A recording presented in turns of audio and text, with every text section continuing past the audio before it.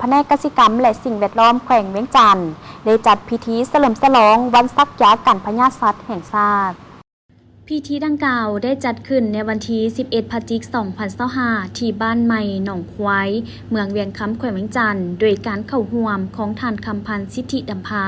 เจ้าแขวงเวียงจันทน์ปริญญาเอกลินคำดวงสวรรค์รัฐมนตรีกระทรวงเกษตรกรรมและสิ่งแวดล้อมมีหัวหน้ากลุ่มเลี้ยงสัตว์และการประมงหัวหน้าแผนกการอ้อมข้างแขวงเมืองพนักงานที่เกี่ยวข้องและประชาชนเข้าร่วม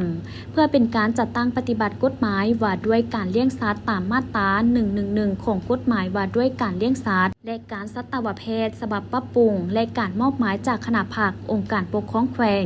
และกระทรวงเกษตรกรรมและสิ่งแวดล้อมแขนงเกษตรกรรมได้สุ่มใส่ปฏิบัติภาระบทบาทในการผันขยายกฎหมายและจัดงานดังกล่าวด้วยความรับผิดชอบสูงท่านคอนสวรรค์ศรีอัคคศรหัวหน้าแผนกเกษตรกรรมและสิ่งแวดล้อมแขวงเวียงจันทน์ได้กล่าวว่าจุดประสงค์ต้นตอก็เพื่อเพิ่มทวีการป้องกันและรักษาสุขภาพสัตว์เลี้ยงยูแหงเวียกงานกันพยาธิสัตว์เพื่อลดพรความเสี่ยงที่อาจเกิดขึ้นส่งเสริมประชาชนและผู้ประกอบการในการเลี้ยงสัตว์ชนิดต่างๆทั้งแบบครอบครัวกลุ่มและฟาร์มติดพันกับการสุ่มสติเป็นเจ้าการในการป้องกันพยาธิสัตว์ผ่านการปฏิบัติตัวจริงในระยะผ่านมาโดยการเข้าร่วมขององค์การปกครองแต่ละคันพนักงานราชการทหารตำรวจประชาชนบรรดาเผ่าและแขนงการที่เกี่ยวข้อง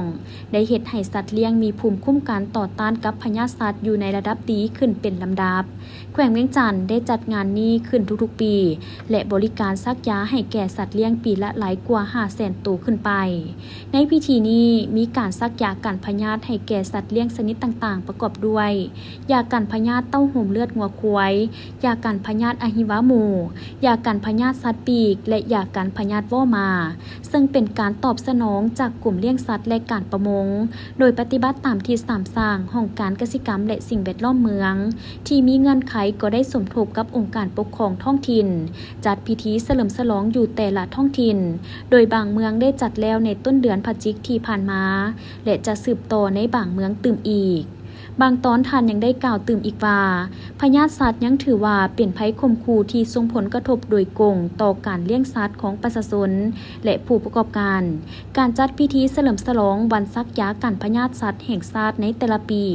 จึงถือเป็นการสร้างจิตสำนึกและสุขยูให้ทุกภาคส่วนร่วมมือกันป้องกันพยาธิสัตว์เพื่อความมั่นคงด้านเสบียงอาหารและการพัฒนาเศรษฐกิจสังคมของแขวงและประเทศชาติเพื่อยุ่นหนุนให้เศรษฐกิจมีการขยายตัวอย่างต่อเนื่อง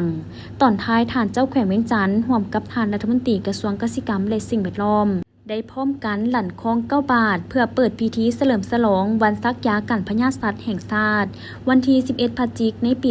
2025 อย่างเป็นทางการ